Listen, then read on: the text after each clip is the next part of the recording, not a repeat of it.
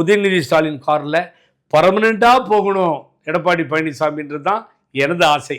ஏறியதற்காக நன்றி. 2 தடவை ட்ரை பண்ணேன், 3ஆவது தடவை சக்ஸஸ் ஆகிடும்.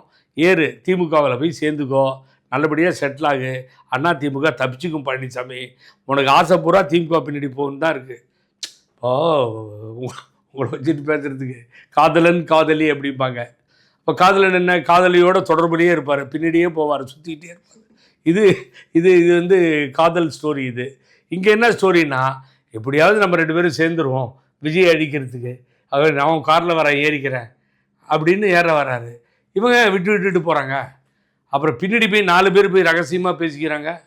எடப்பாடி யாருன்னு எனக்கு தெரியும், இப்போ வேண்டாது. 4 பேர் போய் பேசியிருக்காங்க, முதலமைச்சர் ஆகிறதுக்கு எங்களுக்கு நீங்கள் தான் ஐயா வழி பண்ணணும்னு திமுகவில் போய் பேசியிருக்கு. எவிடன்ஸோடு இருக்குது. இல்லை, இது வரைக்கும் பழனிசாமி இல்லைன்னு சொல்ல மாட்டேங்கிறாரு. யார் அந்த 4 பேர்? அதுதான் 4 பேருக்கு நன்றி, அந்த 4 பேருக்கு நன்றின்னு முடிஞ்சிச்சு. அது ஃபினிஷ்டு. அது நடக்கலைல்ல. அங்கே தான் எடுத்தானே காங்கிரஸ் ஒரு 5 எம்எல்ஏவும் இடதுசாரிகள் 4 பேர் வந்ததும் அண்ணன் திரும்ப வந்ததும் முடிஞ்சு போச்சு கதை. அப்புறம்